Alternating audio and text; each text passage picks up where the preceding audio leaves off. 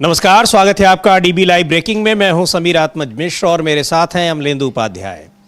एक महीना हो गया अमेरिका और इसराइल ने जब ईरान पर हमला किया और उसके बाद फिर ईरान जिस तरीके से जवाब दे रहा है उन हमलों का, दोनों तरफ से हमले लगातार जारी हैं। जिस लड़ाई को अमेरिका और इसराइल 2-3 दिनों में ख़त्म मान रहे थे वो ऐसा लग रहा है कि 2-3 साल तक ख़त्म होने वाली नहीं है।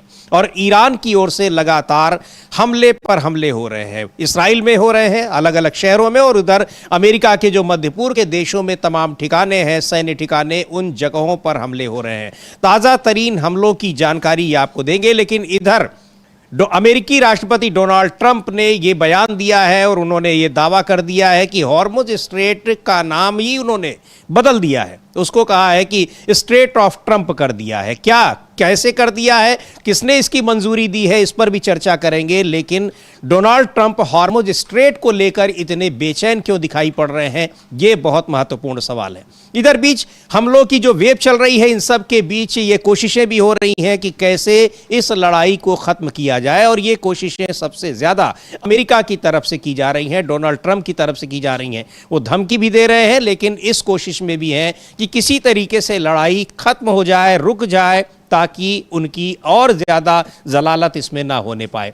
बहुत सारी चीजें हैं, लेकिन ईरान लगातार अपने उन शर्तों पर टिका हुआ है और कह रहा है कि हम हमले करते रहेंगे। तो पहले जान लेते हैं कि ताज़ा तरीन जो हमलों की वेव चली है ईरान की तरफ से भी और इसराइल और अमेरिका की तरफ से भी, उसके बारे में क्या जानकारी है।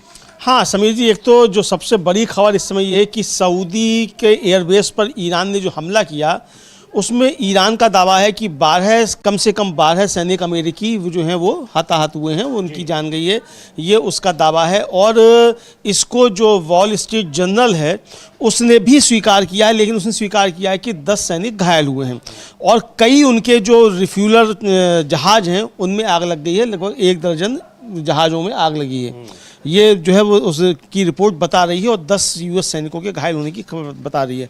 और जो अखबार है उसने यूएस सेंट्रल कमांड के हवाले से बताया है कि 4 हफ्तों की लड़ाई में 300 से ज़्यादा यूएस सैनिक जो हैं वो अब तक घायल हो चुके हैं। और सोशल मीडिया पर जो सैटेलाइट की तस्वीरें वायरल हो रही हैं उनमें साफ तौर पर दिख रहा है कि अमेरिकी जो बेस हैं वो बुरी तरीके से तबाह हो चुके हैं। तो ये एक तो इस समय की बड़ी खबर, सबसे बड़ी खबर तो यही है समीर जी। और इस पर IRGC जो है उसने कल रात में अपना एक वक्तव्य जारी किया, और वक्तव्य जारी करके उसने कहा है कि ट्रू प्रॉमिस 4 के वेव 84 ये उसने कल जो थी रात में की थी, और IRGC की मिसाइलों ने अल खारज बेस पर अमेरिकी ईंधन भरने वाले विमानों को निशाना बनाया। और उसने ये भी कहा कि उसने ऑपरेशन ट्रू प्रॉमिस 4 की 84वीं लहर के दौरान कई अमेरिकी ईंधन भरने वाले वाहनों, उनके रसद सहायता बेड़े को सफलपूर्वक नष्ट कर दिया है। इसके साथ ही साथ जो है उनके एक प्रवक्ता जो है, जो आके खातम अल अनबिया के जो आते हैं, उन्होंने कहा है कि आत्मघाती ड्रोन और मिसाइलों के बड़े हमले में बड़ी संख्या में अमेरिकी मरीन मारे गए हैं। मुसलमानों की धरती से अमेरिकी सैनिकों का पूरी तरह से सफाया। इसके साथ ही ईरान ने चेतावनी दी है खाली देशों में रहने वाले नागरिकों को कि आप लोग उन संस्थानों से 1 किलोमीटर दूर चले जाइए जिनमें अमेरिका का 1 पैसे का भी निवेश है। यानी अगर 1 पैसे का भी निवेश किसी संस्थान में है तो उससे आप दूर रहिए, वो सब अब इसके निशाने पर हैं। तो ये इस समय की बड़ी खबर है। बाकी जी हाँ, IRGC का बयान, बड़ी खबर ये भी आ रही है अमलेदु जी की यमन के हूती जो विद्रोही है उन्होंने भी दक्षिणी लेबनान पर जबरदस्त हमला किया है। वहां पर चूंकि वहां इसराइली सेना मौजूद है और इसराइल लेबनान पर हमले कर रहा है, तो ये भी एक महत्वपूर्ण, अभी तक वहां जो लेबनान में यहाँ पर हिजबुल्लाह का मुकाबला इसराइल को करना पड़ रहा था, अब यमन के हूतियों का भी उसको मुकाबला करना पड़ रहा है, ईरान का मुकाबला करना ही पड़ रहा है। वहीं कल हम लोगों ने आपको बताया था कि वहां किस तरीके से जो विपक्ष के नेता हैं और पूर्व सैनिक कमांडर हैं, जनरल हैं, वो ये कह रहे हैं कि जो इस्राएली सेना की ताकत है वो पूरी तरह से खात्मे की ओर है। अब इन सब के बीच ये जो हमले लगातार झेल रहे हैं, चौतरफा हमले इसराइल पर हो रहे हैं, उनका नतीजा दिखाई पड़ रहा है कि इसराइल में जगह जगह तबाही दिख रही है। अब इसराइल की जो सरकारी एजेंसियां हैं, अस्पताल हैं, स्वास्थ्य मंत्रालय है, वो भी स्वीकार कर रहे हैं कि अब तक की लड़ाई में 6000 के करीब लोग अस्पतालों में भर्ती हैं। हालांकि जो मृतकों की खबरें अभी भी इस्राएली सरकार की ओर से यानी वहां के आधिकारिक जो बयान है उनकी तरफ से अभी नहीं आ रही हैं, पर मीडिया बता रहा है, इस्राएल के मीडिया या अमेरिकी मीडिया में इस तरह की खबरें जरूर आ रही हैं। हाँ बिल्कुल समीर जी, ये खबरें आ रही हैं और बताता है, हालांकि वहाँ का मीडिया भी जो है जितनी उसको अनुमति होती है, चूंकि खबरें वहाँ सेंसर की जा रही हैं, तो बताता है अब बताता है कि 121 बिल्डिंग्स पे हमले हुए और दो लोग की जान गई। तो अब 121 बिल्डिंग्स अगर ध्वस्त हो गई और 2 लोगों की जान गई, तो ये तो कोई मतलब बिना पढ़ा लिखा बिल्कुल नासमझ व्यक्ति है वो भी समझ सकता है कि 121 बिल्डिंग्स अगर ध्वस्त हो गई तो उसमें केवल 2 ही लोगों की जान जाएगी और बताया जाता है कि 300 उसमें घायल हो गए जो अस्पतालों में भर्ती हैं।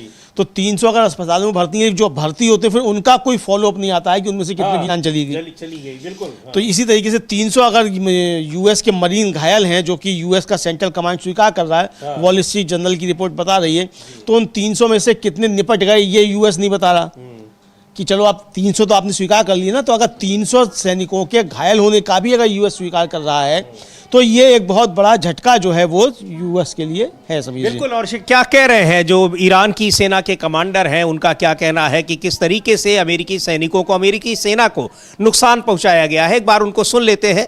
और उनको सुनने के बाद ये जिस तरीके से प्रतिक्रिया आ रही है इस्राएल की ओर से भी, वो यहाँ पर अब परमाणु ठिकानों को भी निशाना बना रहा है ईरान के, यानी जो उसके न्यूक्लियर पावर प्रोजेक्ट्स हैं। और लेकिन इन परमाणु ठिकानों पर निशाना बनाने के बावजूद ईरान की सेना का कहना है कि उनको कोई नुकसान नहीं हुआ है। हमला हुआ है इसका ये स्वीकार किया है, लेकिन कोई नुकसान नहीं पहुंचा है। और ये हमले हम लोग देख रहे हैं अमलेंदु जी कि पिछले 6-7 महीनों में कई बार किए जा चुके हैं ईरान के परमाणु ठिकानों पर, फिर भी कोई नुकसान नहीं हुआ है। इसका मतलब कि उसकी जो सुरक्षा है, उसकी जो पोजीशनिंग है वो कितनी मजबूत है ये दिखाई पड़ रहा है। बिल्कुल समीर जी, बहुत मजबूत है पोजीशन और उसका नुकसान नहीं हो रहा है और बल्कि वो नुकसान कर रहा है जी। ये साफ तौर पर देखने में आ रहा है। और इधर जो अब्बास अराक्ची हैं, जो उनके विदेश मंत्री हैं, उन्होंने साफ तौर पर कह दिया है कि भाई इसकी कीमत जो है, जो आपने हमले किए हैं, इसकी कीमत आपको चुकानी पड़ेगी और इजराइल इसकी बहुत भयंकर कीमत जो है वो चुकाएगा। उन्होंने ट्वीट किया ज़मीर जी, सैयद अब्बास अराक्ची ने, वो ट्वीट भी हम लोग देख सकते हैं और आप बता भी सकते हैं कि वो क्या कह रहे हैं। और ये उनका ट्वीट है जी। ये ईरान के विदेश मंत्री हैं सैयद अब्बास अराक्ची, कह रहे हैं कि इस्राइल ने ईरान की 2 सबसे बड़ी स्टील फैक्ट्रियों, एक पावर प्लांट और नागरिक परमाणु स्थलों सहित अन्य बुनियादी ढांचों पर हमला किया है। इस्राइल का दावा है कि उसने ये कार्रवाई अमेरिका के साथ समन्वय में की है। यह हमला कूटनीति के लिए अमेरिकी राष्ट्रपति द्वारा बढ़ाई गई समय सीमा के विपरीत है। ईरान इजरायली अपराधों की भारी कीमत वसूलेगा, ये सीधे सीधे उन्होंने कहा है।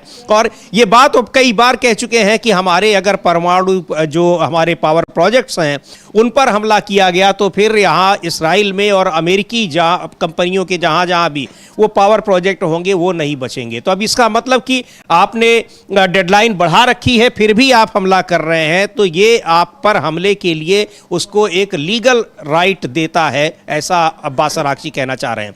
उधर सुन लेते हैं क्या कह रहे हैं जो ईरान की सेना के प्रवक्ता हैं। लेकिन अब ये साफ हो गया है कि ईरान को अब मौका मिल गया है कि उनके पावर प्रोजेक्ट्स पर हमला करे, क्योंकि यहाँ दोनों ने मिलकर उस पावर प्रोजेक्ट्स को निशाना बनाया है। बिल्कुल। और ये पहले ही ईरान कह चुका था कि आप जिस तरीके से हमला करेंगे हम उस तरीके से जवाब देंगे।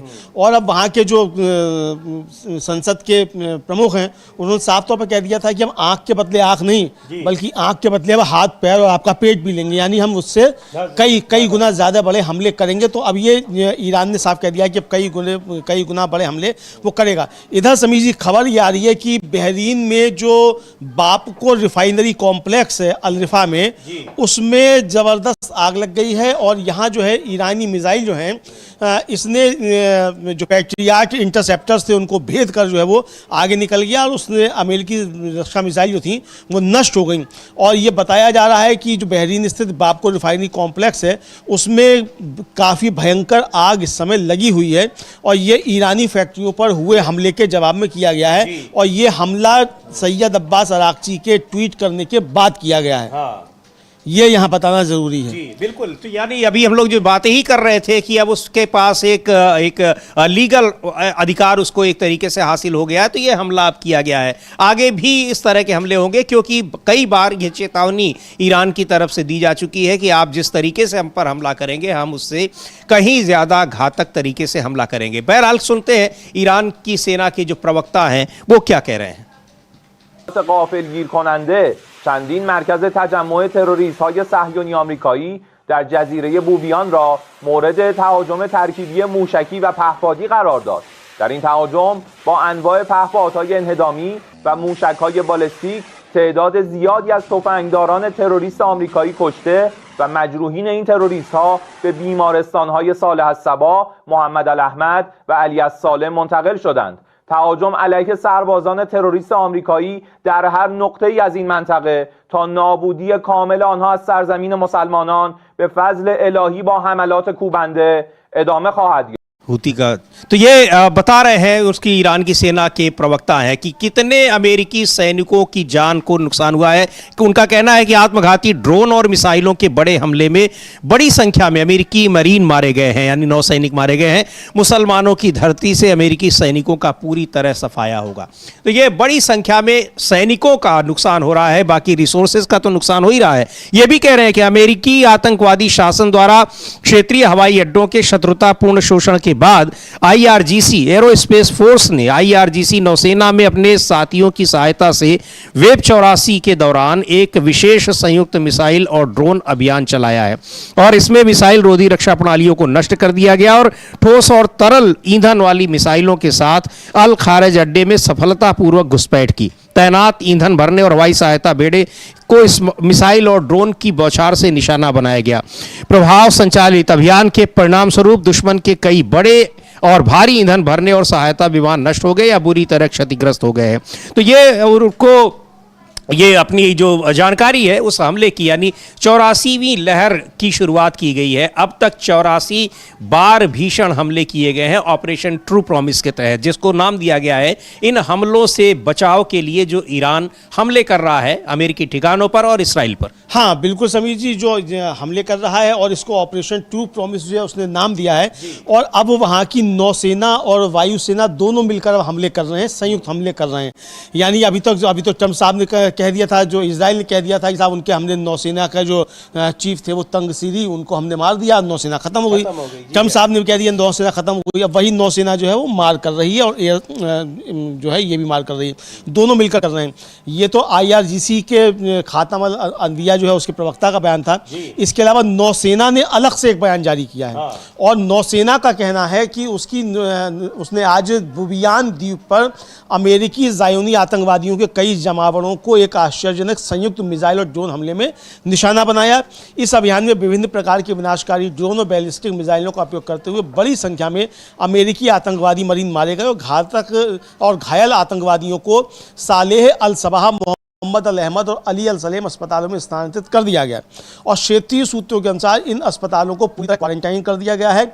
कुवैती मरीजों को भर्ती या डिस्चार्ज करने से मना किया जा रहा है ताकि घायल आतंकवादियों के इलाज पर ध्यान केंद्रित किया जा सके, और एक ऐसा मुद्दा जिसने कुवैती लोगों के बीच विरोध प्रदर्शन को भी जन्म दे दिया है, ये आईआरजीसी की जो नौसेना है उसका कहना है। और उसका कहना है कि ईरानी सशस्त्र बलों ने अब तक अत्याधुनिक हथियारों से लैस मिसाइलों और ड्रोन हमलों की 84 लहरें चलाई हैं, जिनमें कब्जे वाले क्षेत्रों में इजरायली सैनिक ठिकानों के साथ साथ पश्चिम एशिया में फैले अमेरिकी कब्जे वाले ठिकानों और संपत्तियों को निशाना बनाया गया है। तो ये वहां पर जो हमले किए जा रहे हैं उनकी तरफ से ये जानकारी दी जा रही है, लेकिन महत्वपूर्ण बात यह है कि बड़ी संख्या में अमेरिकी सैनिकों की जान जा रही है, जिसको अमेरिका छिपा रहा है। इजरायली सैनिकों की भी जान जा रही है, जिसको छिपाया जा रहा है।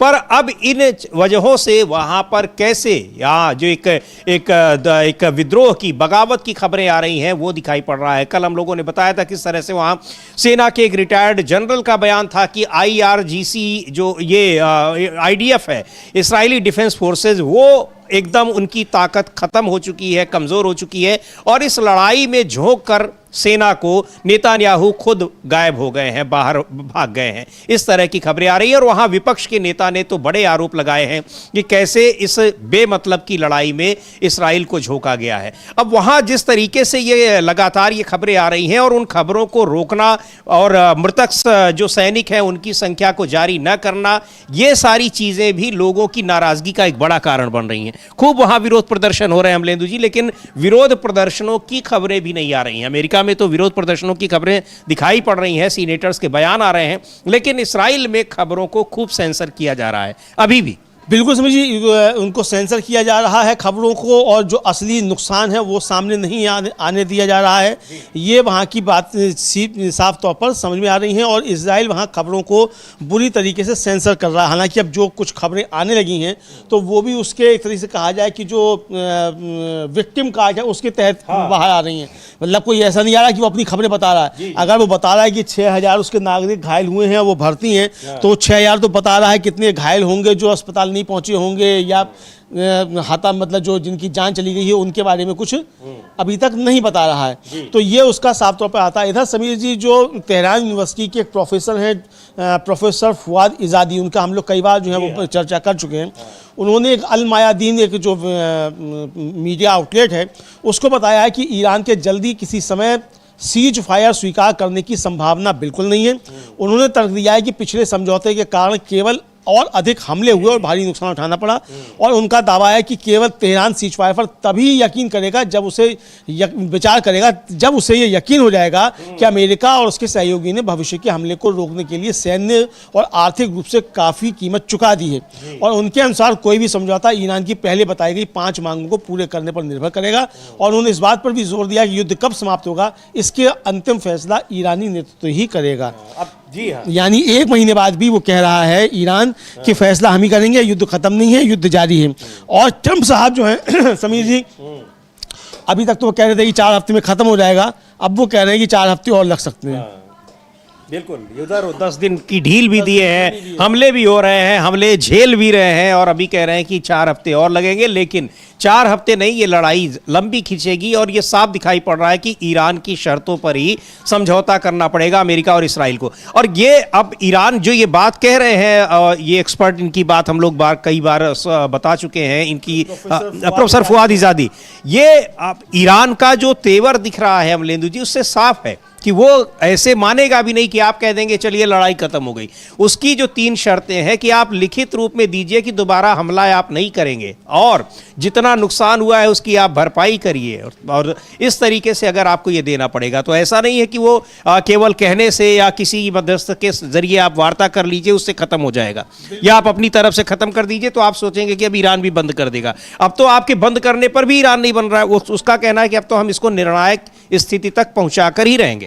बिल्कुल समीर जी, और इधर जो रूस की एक एजेंसी है RT, उसने समीर जी एक विजुअल जारी किया है और उस विजुअल में दिखाया गया है कि किस तरीके से ईरान ने इजराइल और जो US के अड्डे हैं उनको पूरी तरीके से ब्लैकआउट कर दिया, यानी वहाँ बिजली ध्वस्त कर दी है।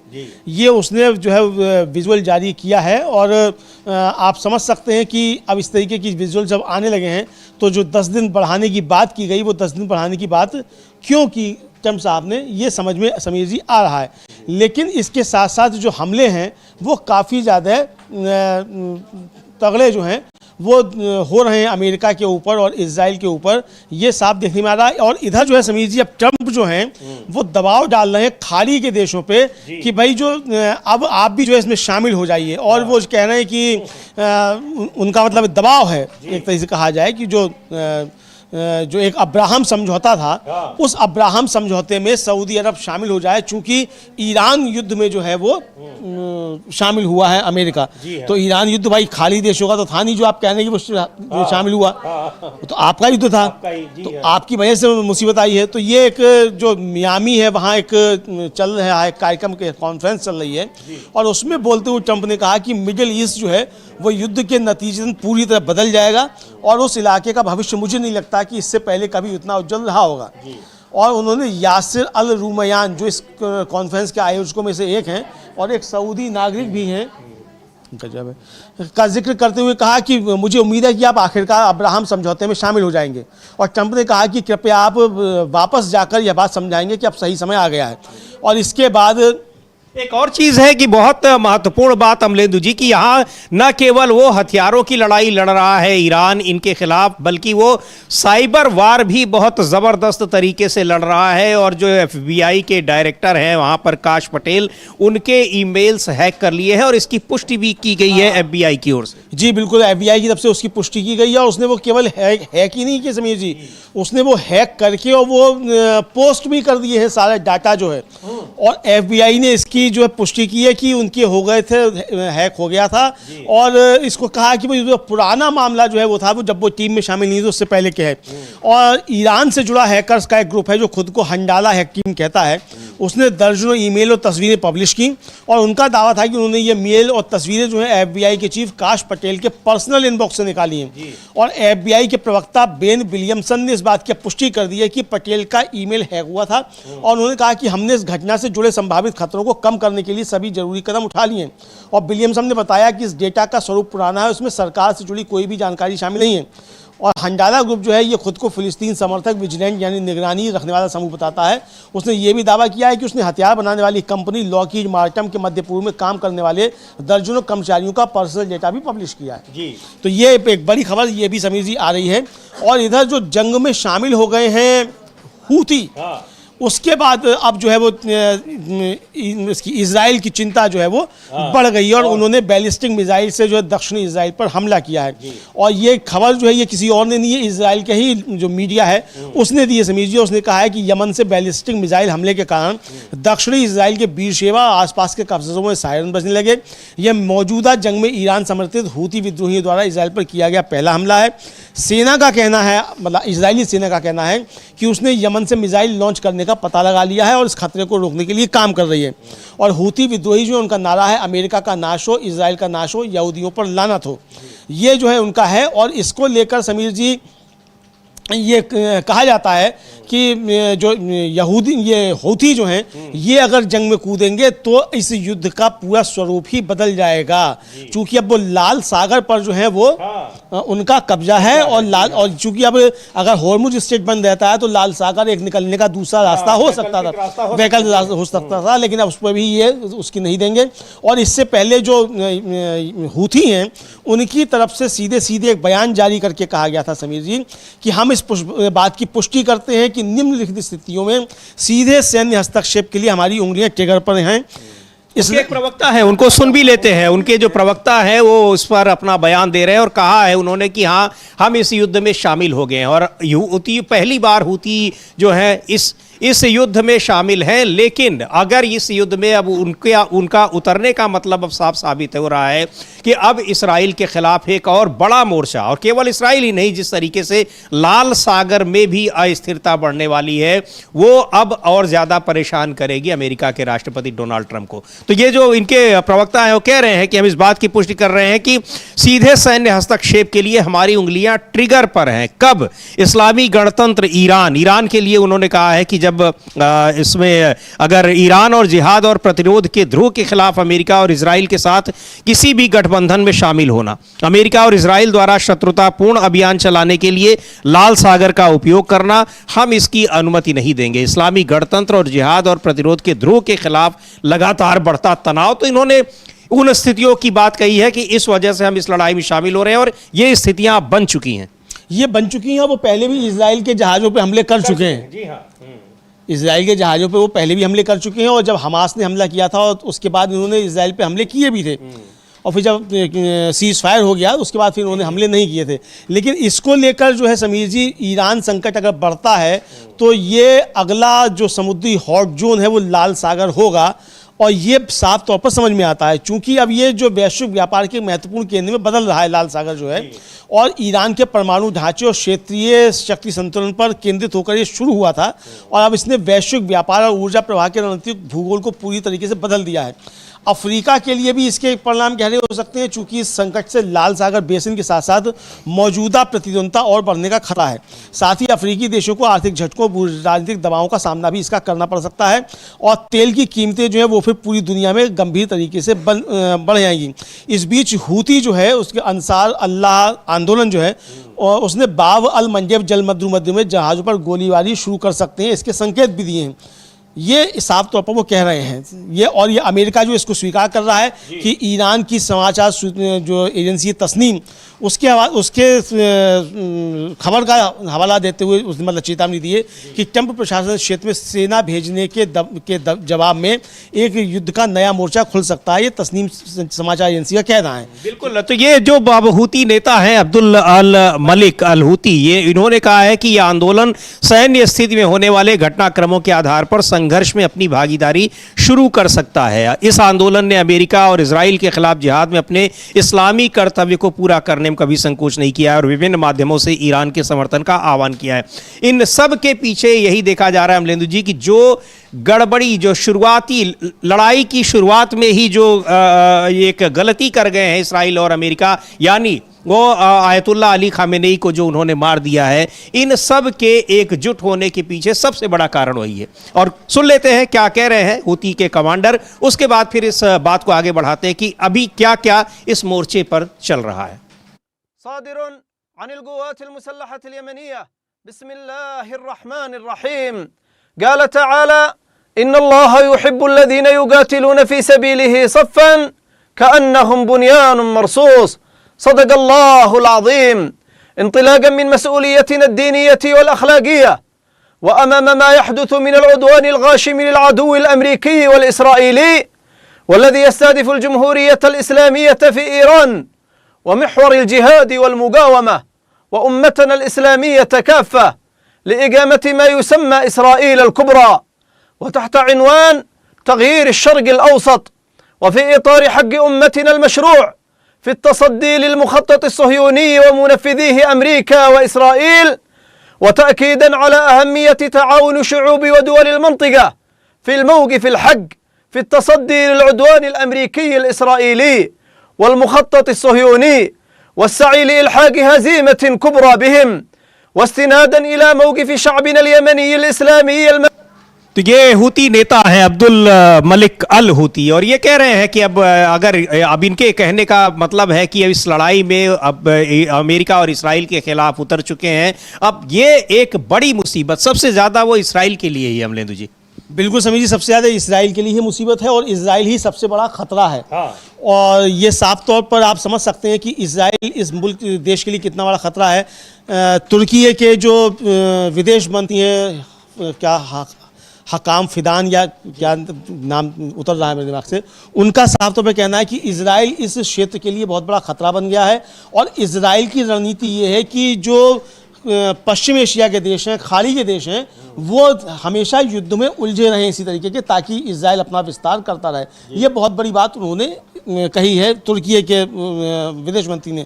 लेकिन ये हूती के जो कमांडर हैं अब्दुल मलिक अल हूती, ये उसके नेता हैं, सबसे बड़े नेता यही है। उन्होंने सीधे सीधे कहा है कि ये आंदोलन सैन्य स्थिति में होने वाले घटनाक्रमों के आधार पर संघर्ष में अपनी भागीदारी शुरू कर सकता है। ये इनका टेलीविजन पे संबोधन आया और संबोधन आने के मुश्किल से 5 या 6 घंटे के बाद ही हूथीज ने हमले शुरू कर दिए, बैलिस्टिक मिसाइल से हमले किए, जिसको वहाँ की सेना, इजराइल की सेना जो है IDF, वो स्वीकार कर रही है कि ये हमले हूथीज की तरफ से हुए हैं। तो वहाँ पर ये इस्राएली सेना पर इसराइल में वहाँ हूथियों की तरफ से हमले हुए हैं। इससे पहले जो वहाँ पर हिजबुल्लाह है लेबनान के, वो हमले कर रहे हैं और इधर ईरान के हमले लगातार जारी हैं। इन सारे हमलों से मोर्चा ले रहा है इसराइल और अमेरिका भी उसका साथ दे रहा है। लेकिन ऐसा लग रहा है कि अमेरिका अब साथ देने से मना कर रहा है या फिर साथ देने की स्थिति में नहीं दिखाई पड़ रहा है। ये चीज़ें भी दोनों के बीच जो ये घबराहट है वो भी दिखाई पड़ रही है। इधर मार्को रूबियो जो अमेरिका के विदेश मंत्री, उनका भी एक बयान आया हुआ है। अमलेदु जी क्या कह रहे हैं वो? हाँ समीर जी, वो तो बहुत महत्वपूर्ण बयान है। मतलब एक तरीके से कहा जाए कि वो एकदम जो है रोने से लग गए हैं और ये स्वीकार कर लिया है, एक तरह से कहा जाए अमेरिका ने, कि जो हॉर्मुज स्ट्रेट है उसको अब अगर पार करना है तो ईरान को टोल टैक्स अदा करना पड़ेगा, यानी आप ईरान को पैसा देकर ही निकल सकते हैं, और अमेरिका के पास का नहीं है कि अब वो इस हॉर्मुज स्ट्रेट को खुलवा सके। ये उन्होंने स्वीकार कर लिया। उनसे सबको फास्ट टैग लगवाना पड़ेगा, उसमें सबको फास्ट टैग लगवाना पड़ेगा। हाँ, और सोशल मीडिया पर खूब ये वायरल हो रहा है कि ईरान को ये आइडिया जो है ये नितिन गडकरी ने दिया है। ये भी सोशल मीडिया पर खूब वायरल हो रहा है कि ये टोल टैक्स वसूलने का जो है, और लोग कह रहे हैं कि भाई हम तो टूटी सड़कों का भी टोल टैक्स दे रहे हैं। ये सब चल रहा है। लेकिन ये जो है कि रूबियो का कहना है कि यूनाइटेड स्टेट को उम्मीद है कि ईरान में ऑपरेशन जो महीनों नहीं बल्कि हफ्तों में खत्म हो जाएगा। लेकिन वाशिंगटन में अफरा तफरी मची हुई है, और मार्को रूबियो ने शिकायत की कि ईरान जो है वो हॉर्मुज जल जम्मू मध्य पर स्थायी नियंत्रण स्थापित करने और टोल टैक्स वसूलने की योजना बना रहा है। और उन्होंने स्वीकार किया कि अमेरिका अकेले इसको रोकने में असमर्थ है, और दुनिया से हस्तक्षेप करने की उन्होंने गुहार भी लगाई। और ईरान ने अमेरिकी साम्राज्य को पूरी तरीके से मात दे दी, समझा जा रहा है। और ये फ्रांस में जो उनके G7 देशों के विदेश मंत्रियों से मुलाकात के बाद जो उनका वक्तव्य भी है, उसको हम लोग सुन भी लेंगे समीर जी। उसके बाद फिर क्या कहा उस पर तो मार्को रूबियो को सुनते हैं क्या कह रहे हैं। लेकिन उनके बयान से ये साफ है कि अमेरिका इस लड़ाई में ईरान पर हमला करके वो किस तरीके से पस्त हो चुका है, पूरी दुनिया से मदद मांग रहा है, और वहाँ पर ये किस तरीके से वो आगे की लड़ाई लड़ने में असमर्थ दिखाई पड़ रहा है। तो बहुत एक महत्वपूर्ण मोड़ पर ये लड़ाई है। 1 महीना पूरा हो चुका है, अब दूसरे महीने में लड़ाई प्रवेश कर चुकी है, लेकिन लड़ाई के रुकने के आसार नहीं दिख रहे हैं। तबाही तबाही तबाही नजर आ रही है चारों तरफ। अमेरिका के जिस तरह के 13-14 बेस पूरी तरह तबाह हो चुके हैं। वहाँ स्थिति यह है कि वहाँ पर कोई रह नहीं सकता है। उन बेसिस पर जो सैन्य ठिकाने हैं वहाँ आदमी रह ही नहीं सकता है। ये हालात वहाँ पर हो चुके हैं। जो तैनात अमेरिकी सैनिक थे वो भागकर इधर उधर या होटलों में छिपते नजर आ रहे हैं या वहाँ पर शरण तलाश रहे हैं। तो बहुत एक कह लीजिए कि अमेरिका और इसराइल के लिए बहुत विकट स्थिति है। निश्चित तौर पर ईरान के लिए भी है, क्योंकि ईरान पर भी लगातार हमले हो रहे हैं, लेकिन इन हमलों का जवाब ईरान बहुत एक ताकत के साथ दे रहा है, ये दिखाई पड़ रहा है। और ईरान की सबसे बड़ी जो ताकत है वो ये है कि वहाँ की जनता ईरान के साथ, ईरान की सेना और ईरान की सरकार के साथ खड़ी दिखाई पड़ रही है। इस मामले में इसराइल और अमेरिका ये दोनों ही पीछे दिख रहे हैं। हाँ बिल्कुल समझिए, ये दोनों ही जो पीछे दिख रहे हैं साफ तौर पर। और जो मार्को रूबियो हैं उन्होंने फ्रांस में G7 देशों के विदेश मंत्रियों से मुलाकात के बाद कहा कि यूएस को उम्मीद है कि ईरान में उसका ऑपरेशन महीनों नहीं बल्कि हफ्तों में ख़त्म हो जाएगा। और शुरुआत में तो 4 से 6 हफ्ते का समय दिया था, और ये सीमा जो है कल से शुरू हो रही है जी। मतलब आज से शुरू हो गई 4 हफ्ते का समय तो कल खत्म हो गया, निकल ही गया। और रूबियो ने यह भी कहा कि ईरान हो सकता है कि हॉर्मुज जलडमरू मध्य के लिए एक टोल सिस्टम शुरू करने का फैसला करे ईरान। और एक्सियोसिस और चैनल 12 के रिपोर्टर हैं बराक रेविड, उन्होंने एक्स पर एक पोस्ट में बताया, वो हम दिखा नहीं सकते उनका बयान चूंकि वो उनका व्यक्तिगत वो है तो इसलिए हम उसको दिखा नहीं सकते। लेकिन उन्होंने बताया कि वो रूबियो ने जो है युद्ध की समय सीमा 2 से 4 हफ्ते बताई और कहा कि यूएस इस ऑपरेशन में अपने लक्ष्यों को हासिल करने के लिए प्रतिबद्ध है। और इस रिपोर्ट में 3 ऐसे सूत्रों का हवाला दिया गया जिन्हें रूबियो की टिप्पणियों की सीधी जानकारी है। तो ये साफ तौर पर समझा जा सकता है। इधर समीर जी, जो ट्रंप ने कहा था कि हॉर्मुज स्ट्रेट से हमने निकाल लिए, इसके बाद ईरान ने एक जहाज को वहाँ फिर जला दिया, और विजुअल जो है वो भी जारी किया है। IREB जो उसका है स्टेट टेलीविज़न जो है ईरान का, उसने वो जारी किया। उसने एक ट्वीट किया, उस पर लिखा कि कल ट्रंप के झूठ और झूठे दावों के आधार पर एक जहाज ने हॉर्मुज जल डमरू मध्य को पार करने की कोशिश की, जला दिया गया। वो विजुअल उसने दिखाया कि वो कैसे जहाज जल रहा है। तो वो चूंकि वो थोड़े हिंसात्मक वायलेंस वाली चीज़ें तो हम दिखा नहीं सकते उसको विजुअल को, लेकिन उनका ट्वीट हम लोग देख सकते हैं। बहरहाल यही लिखा है उन्होंने कि कल ट्रंप के झूठ और झूठे दावों के आधार पर एक जहाज ने हॉर्मुज स्ट्रेट को पार करने की कोशिश की, और बड़े एक लाइन में लिख दिया कि जला दिया गया। ये सीधे सीधे कह रहे हैं कि उसको हमने, अगर ऐसी अब कोशिश की जाएगी तो जला दिया जाएगा। उधर डोनाल्ड ट्रंप ने तो हॉर्मुज स्ट्रेट का नाम ही बदल दिया है। अब वो कह रहे हैं कि ये स्टेट ऑफ ट्रंप हो गया है, स्टेट ऑफ ट्रंप हो गया। और समझिए इस स्टेट ऑफ ट्रंप को लेकर जो है जहां कह रहे थे लोग हंसने लगे, वहां पर हंसी मतलब या अमेरिका के लोग भी डोनाल्ड ट्रंप का उनके सामने ही मजाक उड़ाना शुरू कर दिए हैं। अभी तक तो ईरान के तमाम दूतावास कर रहे हैं। आज भी एक जिम्बाब्वे के दूतावास ने एक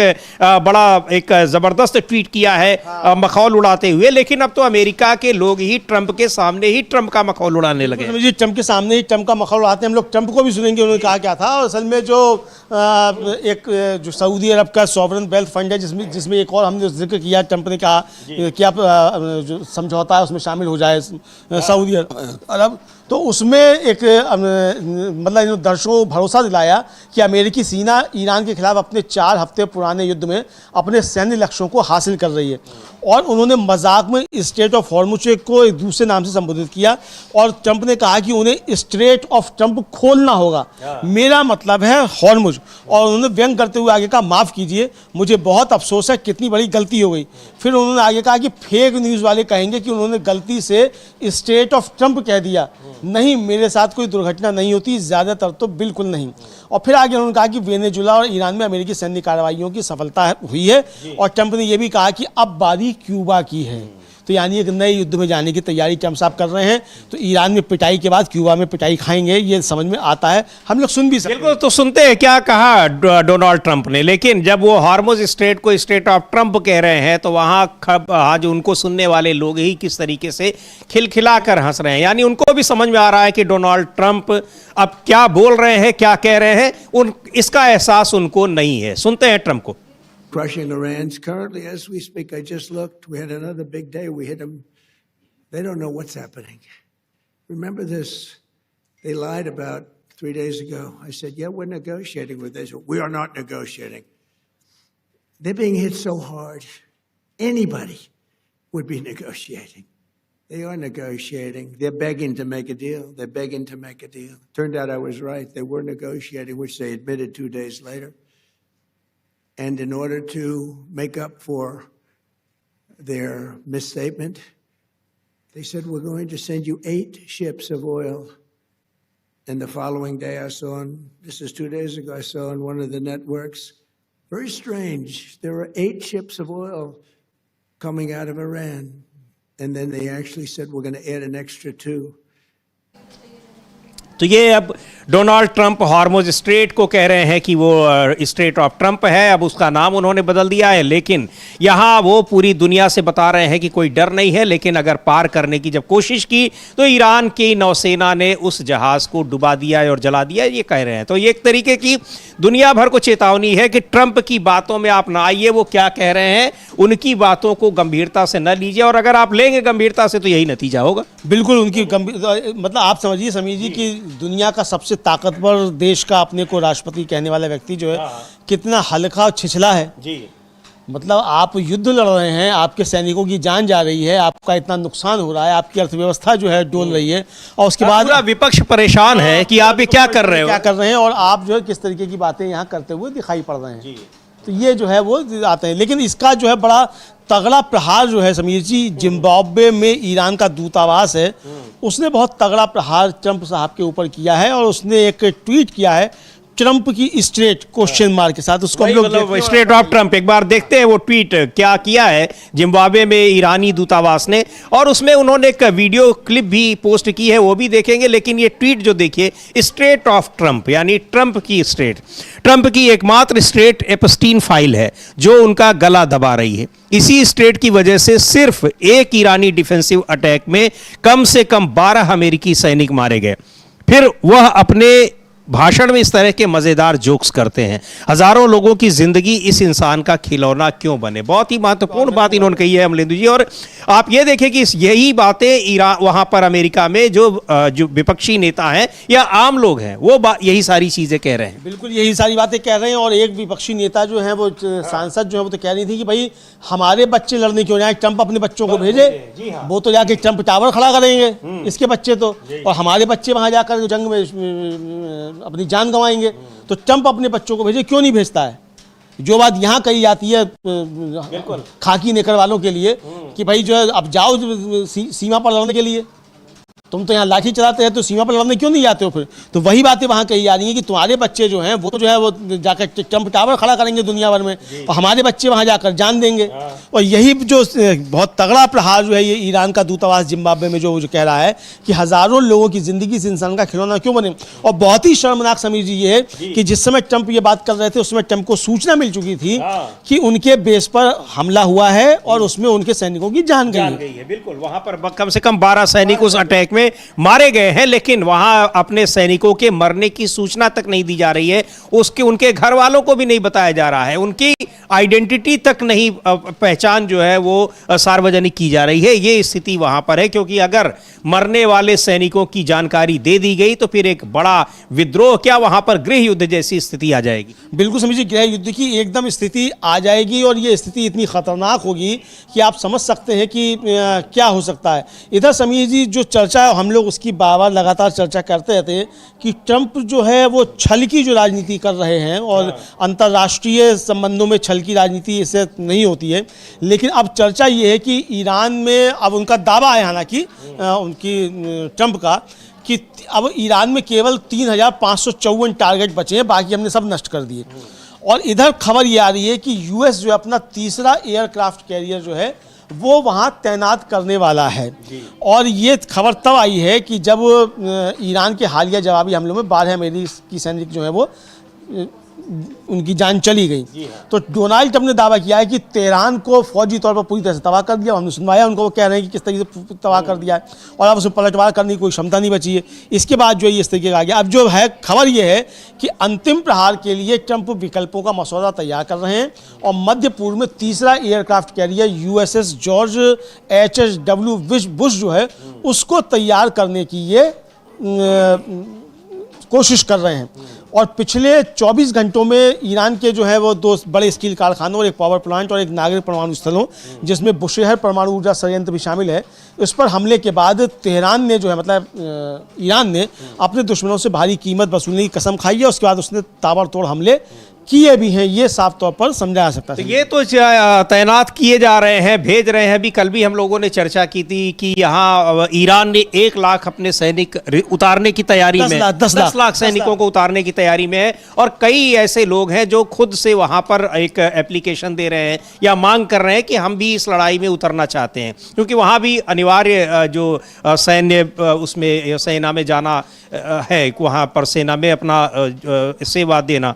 एक और बड़ी बात यह है कि ये आप तमाम जो दावे हैं अगले दिन 2 दिन 4 दिन के बाद उन सारे दावों की हवा निकल जाती है। अब आप ये देखिए, अभी पिछले दिनों अब्राहम लिंकन और 2 और इनके जंगी पोत जो है वो तैयारी में थे कि दोबारा लौट रहे हैं। कहाँ गए कुछ पता नहीं, कुछ पता नहीं है। जब मालूम पड़ता है कि थोड़ा नजदीक आते भी है 400-500 किलोमीटर, तभी एक हमला होता फिर भाग जाते हैं। तो ये हो रहा है। इधर कल समीर जी मैं देख रहा था कि पाकिस्तान का पत्रकार है वो वहाँ था, वहाँ से लाइव रिपोर्टिंग वो कर रहा था, उसका विजुअल देखा मैंने फेसबुक पे। तो वो बता रहा था कि भाई यहाँ तो माइनस में तो वहाँ चल रहा था टेम्परेचर, ज़बरदस्त ठंड थी और एकदम से बारिश भी हो गई। और उस बारिश के बीच में रात का वहाँ का 1 बज रहा था और सड़कों पर महिलाएं जो हैं वो भी हाथों में तिरंगा झंडा, उनका ईरान का भी तिरंगा झंडा है, वो लिए हुए और अल्लाह अकबर इंतकाम नारे लगाती हुई वहाँ दिखाई पड़ रही हैं खूब। और पूरे सड़कें जो है भरी हुई हैं नागरिकों से। तो वो कह रहा था कि यहाँ तैयारी जो है 10 लाख तो उसने अपने रिजर्व सैनिक जो हैं वो तैयार कर ही दिए। उसके अलावा आम नागरिकों को इतना हथियार दे दिया है कि अब अगर ये हमला करते हैं तो इनकी कब्रें यहाँ खोद दी जाएं। तो अगर अमेरिका यहाँ आता है और थल सेना के जरिए अपने उतारता है तो सबकी यहाँ कब्रें बनेंगी। आम ईरानी नागरिक जो है वो हथियार लेकर लड़ाई लड़ेगा। तो ये वहाँ स्थितियाँ हैं। तो ट्रंप साहब पता नहीं किस मुगालते में हैं। अगर समीर जी 150 भी मतलब जमीनी युद्ध में हो गए, उनके खेत रहे उनके सैनिक, तो तबाही मच जाएगी अमेरिका में बहुत बुरी तरीके की।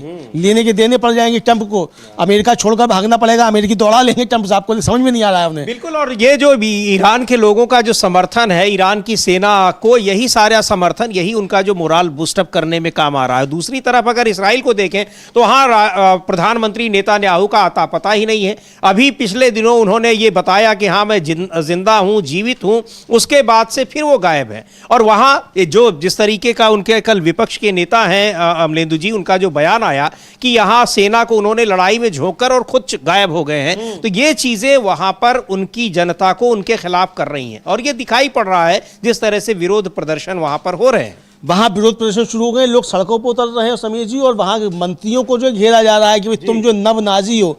हम लोगों ने विजुअल दिखाया भी था एक बार कि वहाँ किस तरीके से एक सुरक्षा गार्ड जो है महिला, वो वहाँ के जो आंतरिक सुरक्षा मंत्री हैं उनका गला पकड़ रही है कि तुम्हारी वजह से हमारे लोगों की जान जा रही है और ये युद्ध जो तुम्हारी वजह से तुम नवनाजी हो। और कल जो विपक्ष के नेता हैं उन्होंने तो साफ तौर पर समीर जी कहा कि भाई ये युद्ध में हमारे सैनिकों को मरता हुआ छोड़कर सरकार वहाँ से भाग गई है।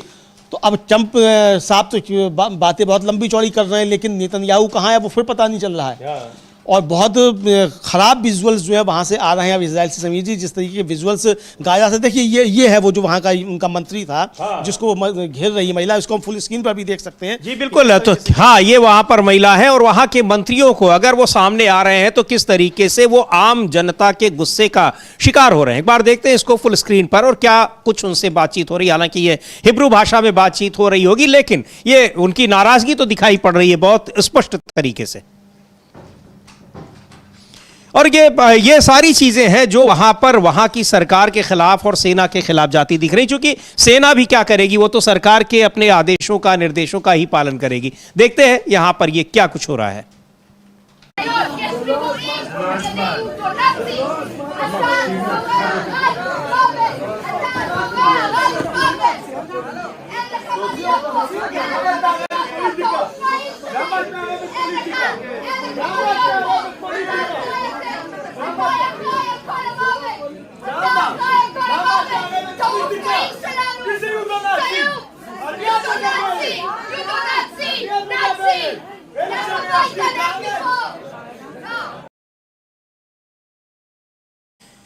तो ये वहां दिखाई पड़ रहा है कि कैसे इस्राएल के जो मंत्री हैं, प्रधानमंत्री तो दिख ही नहीं रहे हैं, लेकिन दूसरे उनकी कैबिनेट के और मंत्री अगर वो लोगों के बीच अगर पहुंच रहे हैं, किस तरह से उनको लोगों के गुस्से का सामना करना पड़ रहा है। बिल्कुल समझ जी, गुस्से का सामना करना पड़ रहा है और जिस लक्ष्य के साथ, अब तो लक्ष्य मालूम ही नहीं पड़ रहा है कि अमेरिका का क्या है।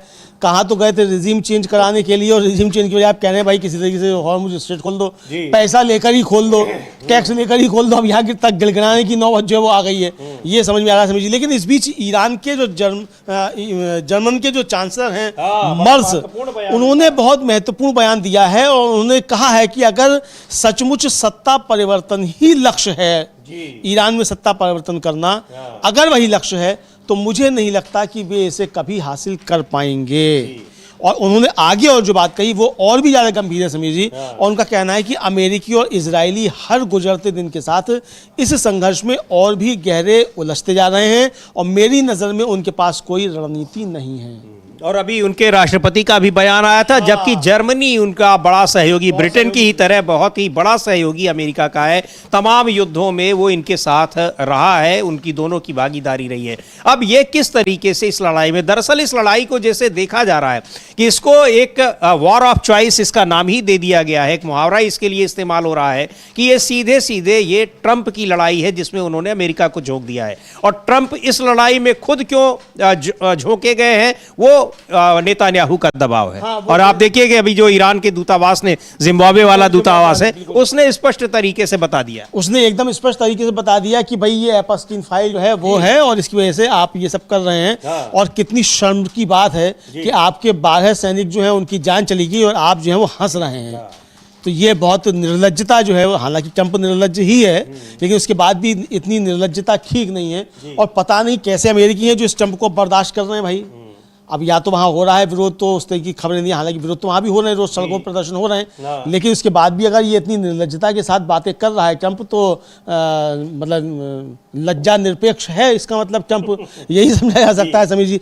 लेकिन इस बीच एक सीनेटर हैं अमेरिका के, जिम मैकगवर्न, और उन्होंने समीर जी एक बड़ी बात कही है। अभी तक तो ये था कि वो मागा जो था उसका मेक अमेरिका ग्रेट अगेन, वो तो पहले कहा गया कि अब ये make America great again Israel first हो गया है, लेकिन अब उनका कहना है कि इजराइल फर्स्ट नहीं, अब ये ईरान फर्स्ट हो गया।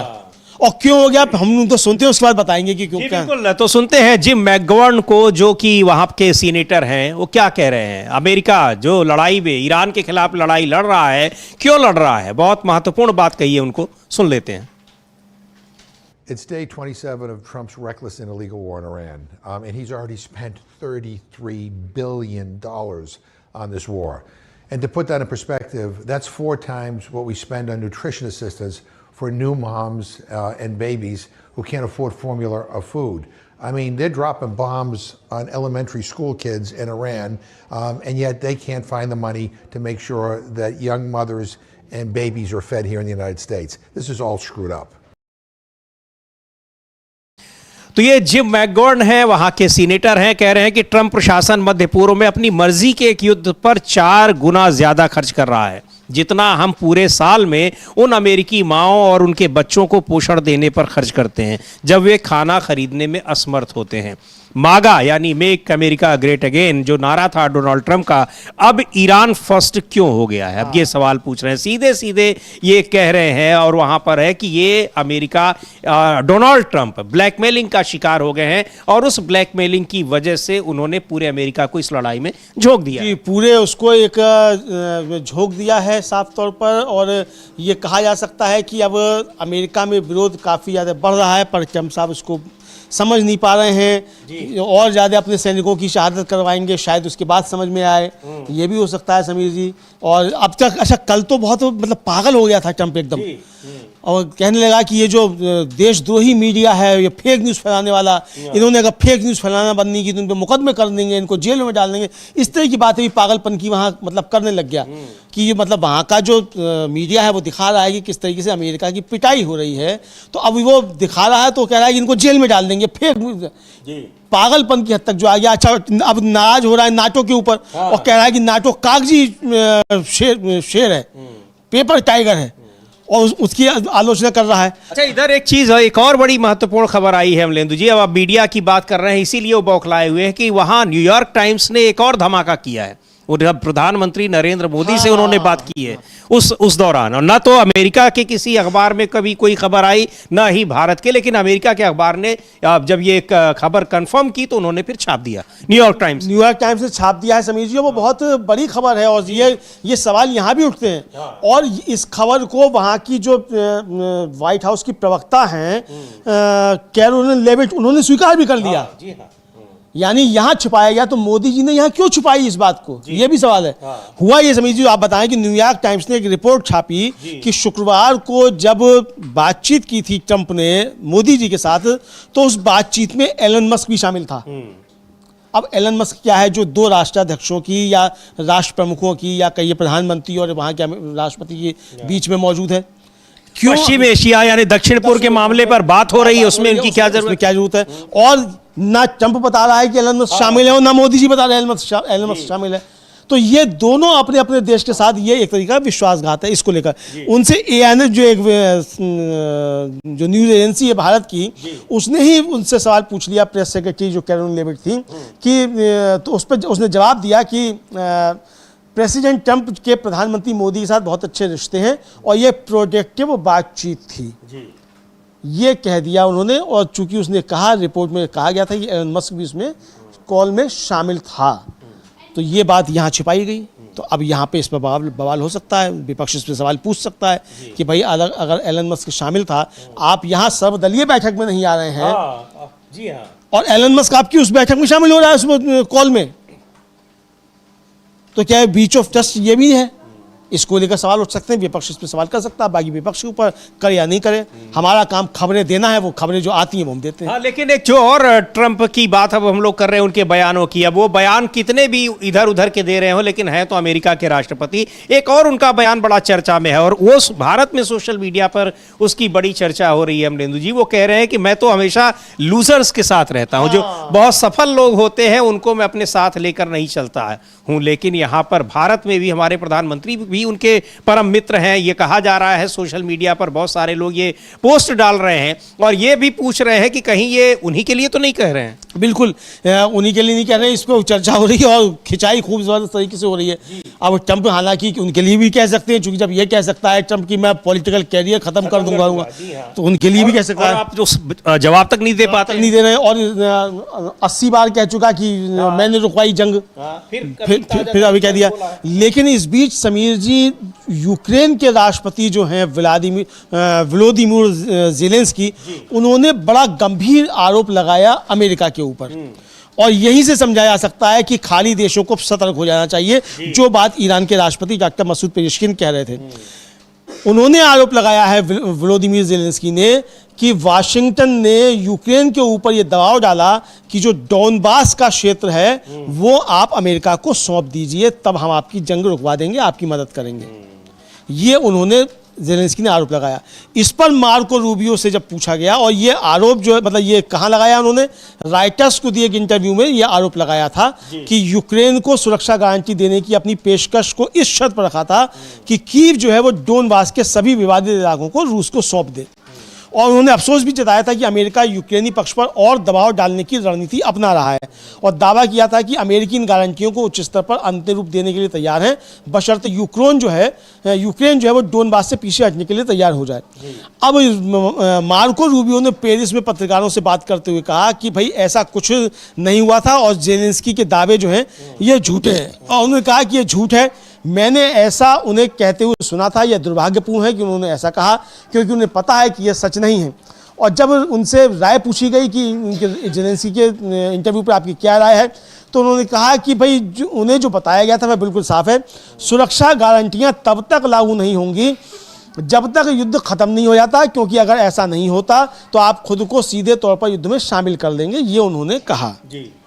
यानी एक तरीके से पिछले दरवाजे से ये बात स्वीकार कर ली कि उनको सुरक्षा गारंटी नहीं दी गई थी ज़ेलेंस्की को, और ज़ेलेंस्की कहने की सुरक्षा गारंटी देने की बात तब की गई जब हम उनको डोनबास के विवादित क्षेत्र सौंप दें। और वही तो लड़ाई का मेन कारण है भैया, वो तो अगर होता तो आपकी मध्यस्थता की क्या जरूरत है दोनों के बीच में। हाँ, तो यानी कि दो बंदरों की लड़ाई में, जो बिल्लियों की लड़ाई में बंदर जो है वो अपना माल मारना चाहता है, तो बंदर जो है वो इस तरीके से काम करना चाहता है, तो ये ज़ेलेंस्की ने बता दिया। बिल्कुल, ये ज़ेलेंस्की ने बता दिया। उधर मसूद पेजेश्कियन ने जिस तरीके से अब अरब देशों को कहा है कि आप भी अब इसका पुनर्मूल्यांकन करिए कि क्या आपने जहां अरबों खरबों डॉलर अब तक खर्च किए हैं वो किस तरीके से आपकी सुरक्षा देने में वो सक्षम दिखाई पड़ रहे हैं। यहाँ आप के ऊपर जब आपको ही खतरे में डाल रहे हैं, आपके ऊपर अपनी तरफ से कोई खतरा नहीं है, अमेरिका की वजह से आप उन खतरों को झेल रहे हैं। यहाँ पर अमेरिकी ठिकानों पर हमले जब हो रहे हैं